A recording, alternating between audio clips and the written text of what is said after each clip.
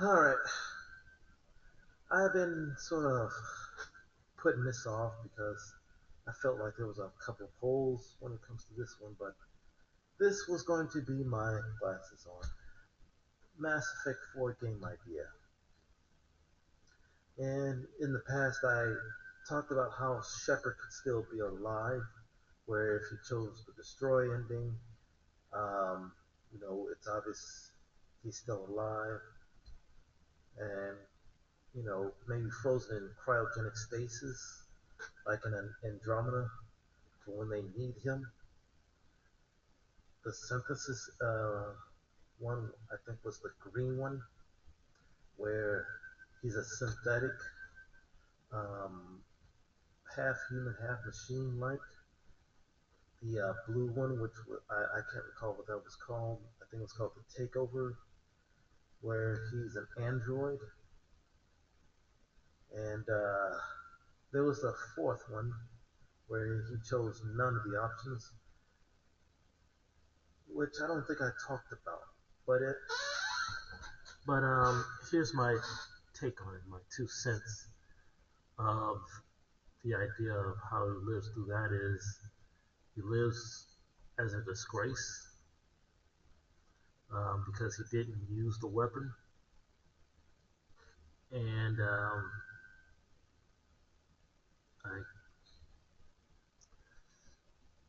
really haven't thought of much on how he could survive. Probably through also being frozen through cryogenic stasis, where the whole civilizations across the universe or the galaxy had decided to excuse me had decided to follow the Protheans plan, but do it better, where people would go through an indoctrination testing just to make sure this secret would be kept hidden, and probably go into dark space and wait it out until the Reapers fled through dark space, and they would hide, just hide and skirt right past the Reapers as they flee into dark space. Now, I want to talk about more on the lines of the story and the mechanics of how Mass Effect 4 could or story should be, where it's multiple choice, just like 1 through 3, where you can also roll over your previous data for it. Where in Mass Effect 4, if you chose in options 1 through 3, sorry, I heard something. 1 through 3, you can you can choose if you destroyed, yeah, Commander Shepard is seen as a hero, but however, a ruthless hero where he destroyed the Reapers, but also destroyed the Geth and sent us into the Dark Ages, where most people fear Commander Shepard or question his leadership and due to the sacrifices he's made. Um, the green or synthesis one is where people are kind of skeptic of how he chose to get rid of the Reaper problem, where he is he has decided to synchronize machine and organics as one, where not everyone is keen to the idea, and however some are, due to the fact that some people see it as them losing their humanity or their Krogan, the identities as a Krogan, Turian, and Asari, and so on and so forth. Where others love the idea because it breaks their current limits, where they have new ways of expanding their biology and technology.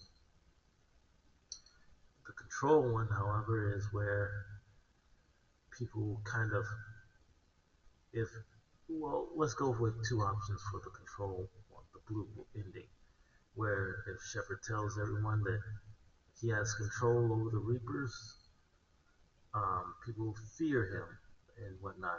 Or if Shepard lies and says he has no control, he just reprogrammed them, keeping the secret of full control and thus the secret of him being an android where no one knows about Shepard being an android, regardless of whether he spilled the beans on it or not.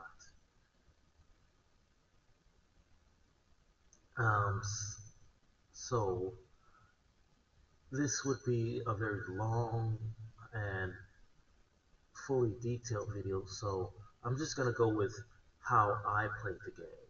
So in one, I got everyone to live, I convinced Rex, yada yada. We survived.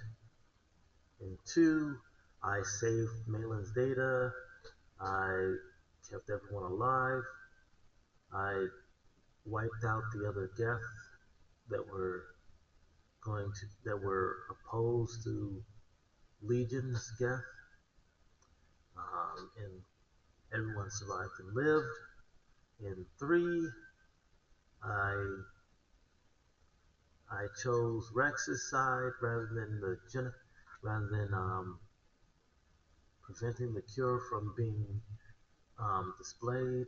I saved I saved the Geth and the Quarians, where Legion sacrificed himself to create new Geth. I let's see, what else did I do?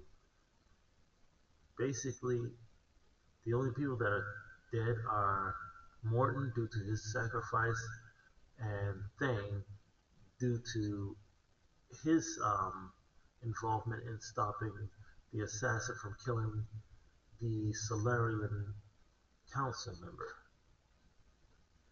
Basically, everyone except, well, I did choose Ashley in one, and I kept um, the Solarian team alive.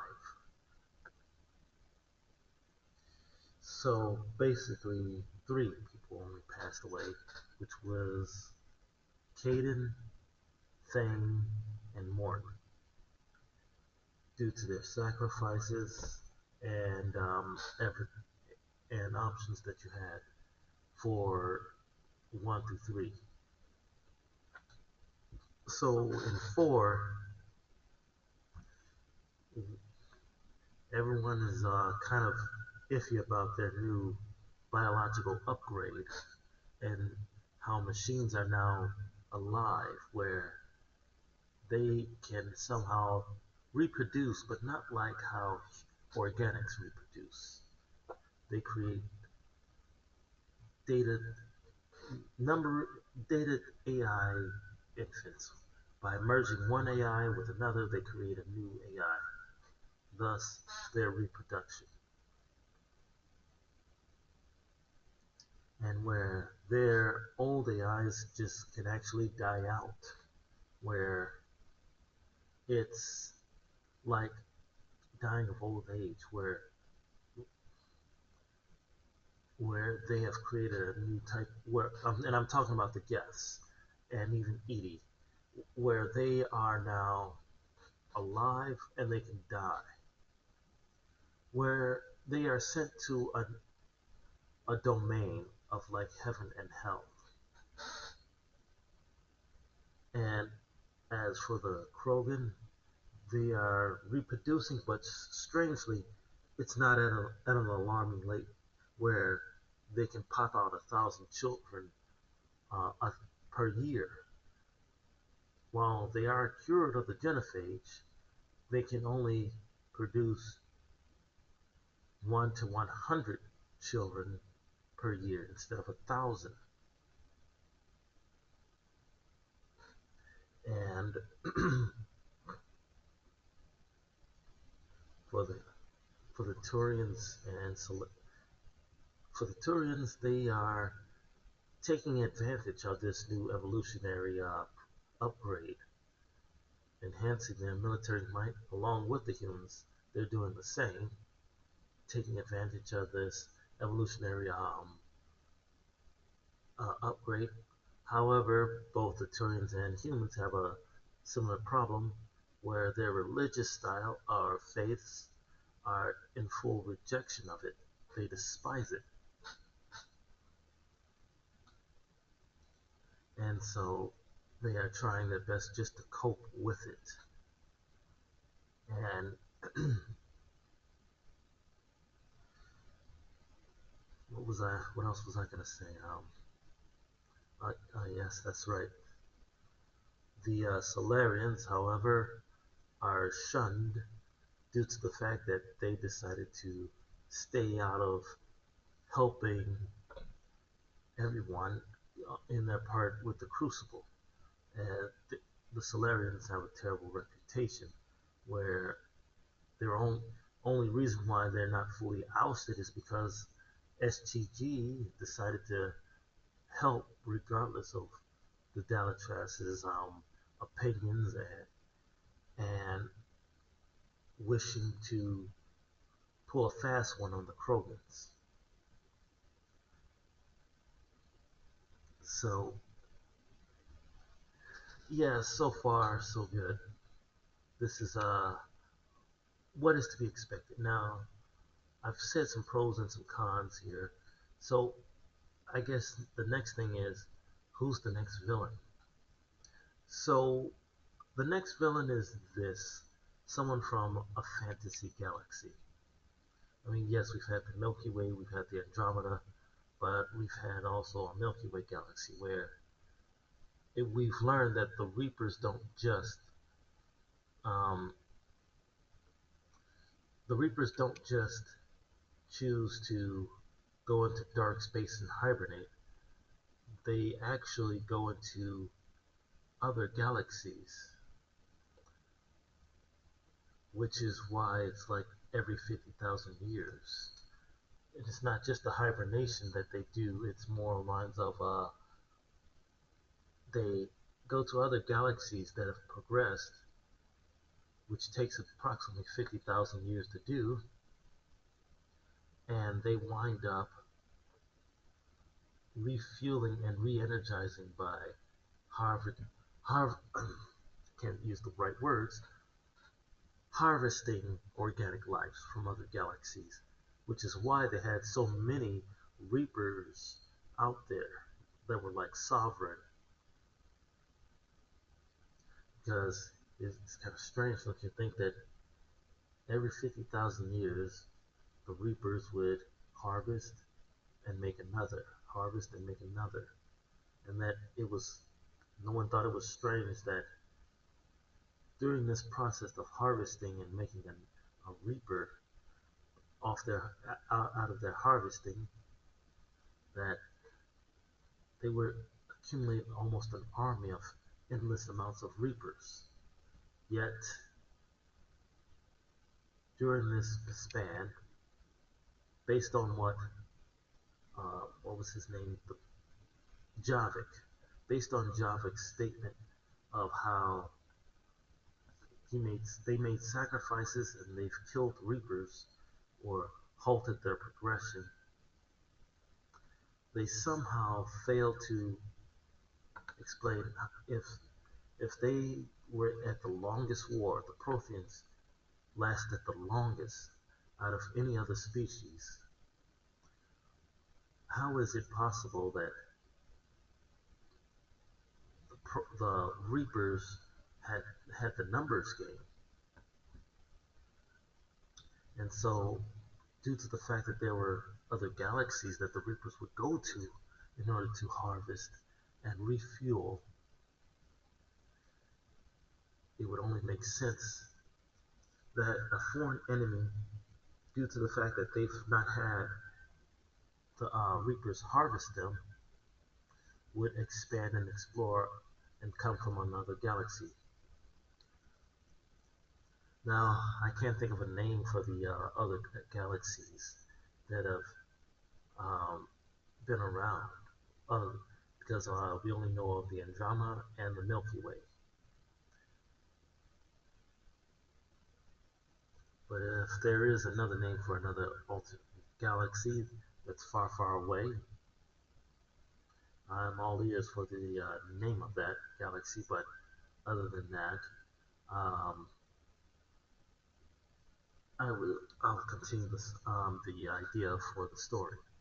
So, due to the fact that there hasn't been a harvesting and that one galaxy has progressed so level that they can travel from galaxy to galaxy, and thus a group, an army, has traveled to the Andromeda galaxy where the Ket are, and they've decided to join forces with the Ket in order to harvest and control the three main galaxies.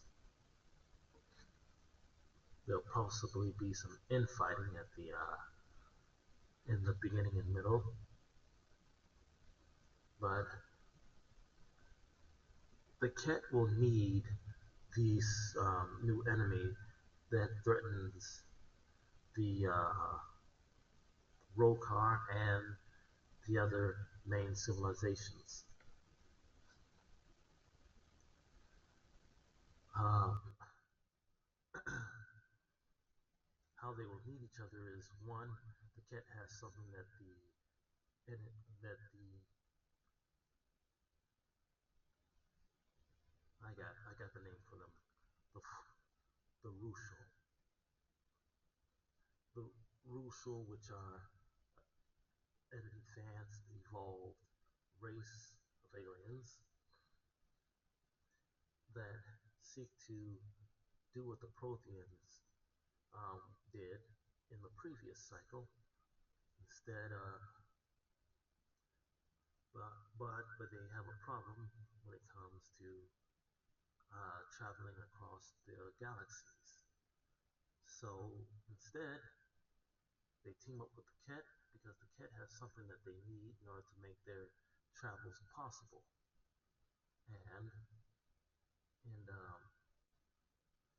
in doing so, they succeed and form a team or an agreement where the Ket will rule the Andromeda and they will rule the Milky Way and their galaxy. No, I'll take that back. They will rule half the Milky Way, and they will rule half of the other half, and their entire galaxy. So this is where Shepard and the old Normandy team come in. They construct a device in secret as they are at war with the Ket and the Rushal to travel instantly from Milky Way to the Andromeda. Thus, they try to combine their technologies and they set up a new form of team. They had a new form of team where it's now the Tempest and the Normandy crew fighting against the Ket and the Rushal. I probably said the name differently. If I did, I'm sorry. So Shepard and Ryder, excuse me, not feeling 100%, but Shepard and Ryder team up where you switch between the two. When you want to fight in the Milky Way, you go with Shepard. When you want to fight in the Andromeda, you go with Ryder. And based off who you romanced, um, Shepard could have a kid along the way. I romanced with Liara, and due to that romance, we have an Asari shepherd coming along.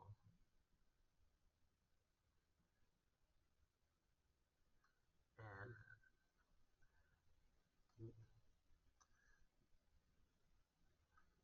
sorry, I just got a brain fart. I don't know why I lost track of what I was going to say next. But yeah, I found it. So Shepard, he's leading the Normandy crew again, helping out his old teammates. And Rex is having a bit of a problem. He's got infighting, a civil war, so he's not much help due to the fact that one half wants to move beyond revenge for the genophage, the other half wants to get their get back. Rex is on the side of um, not wanting to uh, get the go for the revenge of the whole genophage thing. So Shepard decides to help out Rex squash his little civil war, and they decided to do this by capturing all the females that needed rescue. And in doing so, they they halt their reproduction because the females were their only best bet as to keeping the idea of revenge. Some were against it, and some were forced to watch their children die. It was basically the R word for the female Krogans. And so Shepard is forced to make a deal with the Council. So help squash the Civil War and let Rex win, or you'll be dealing with all of their fears to come. And so they decide to help with Rex um, squashing this civil war. However, Rex says that in order to make sure this does not happen again, they want a say in council. They are against it, however, but Shepard says, how's about this? Let Ertnak Bakar be a member of the council, where only females can be members of council, where only females can have a better say on in terms of politics. Everyone agrees on the Krogan side because they see their females as better diplomats than the males. And after all, the males just want to shoot and kill some things. And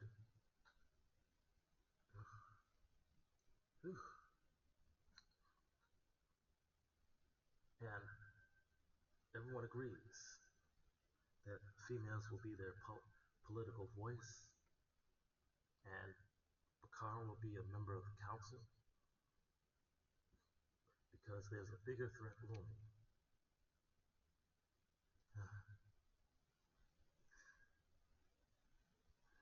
Next thing is,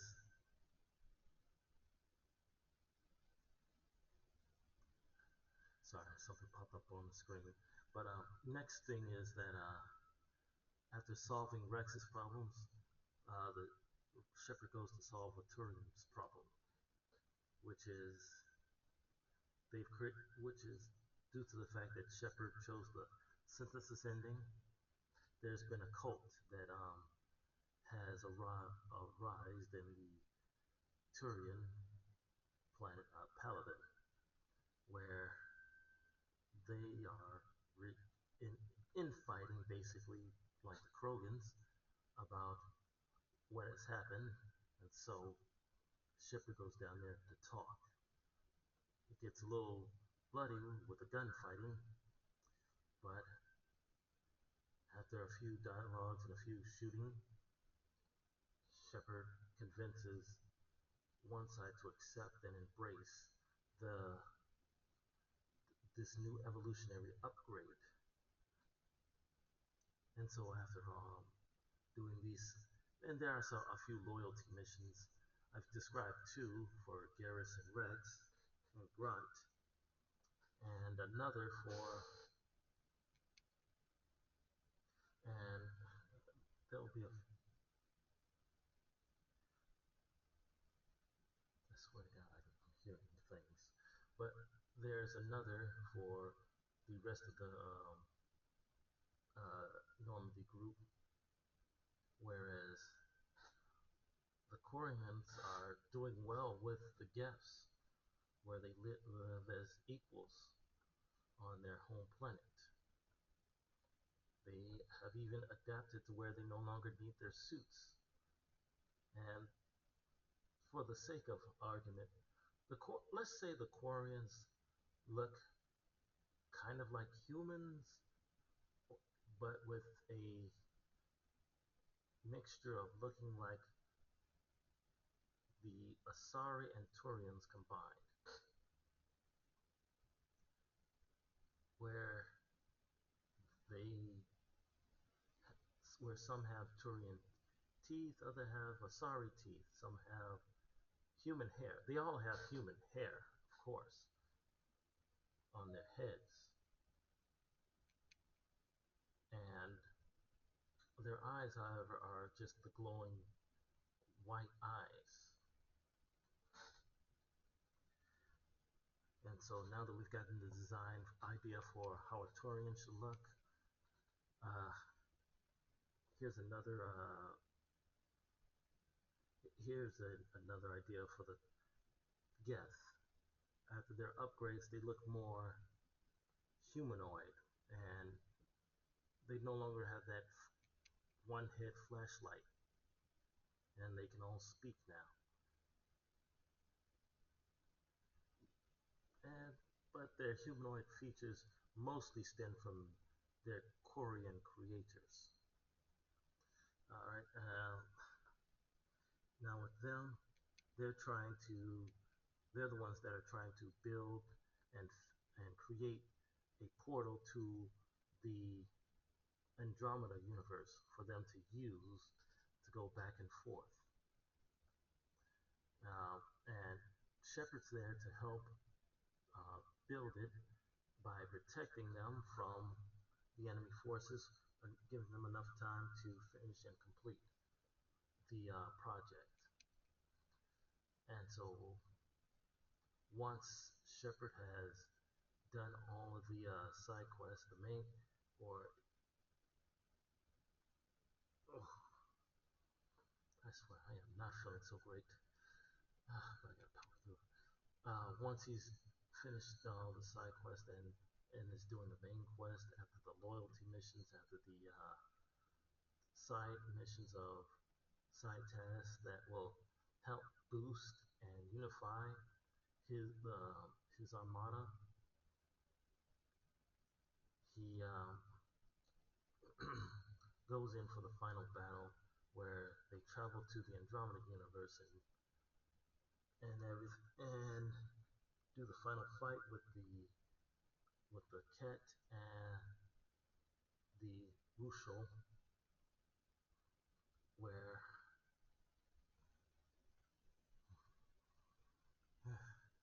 where they defeat them both and finally wipe out the Ket and the Rushel. And they do a little celebration and everything, where everything is hunky dory now.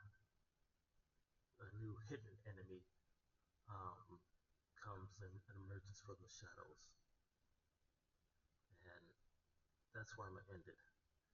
Thank you and good night.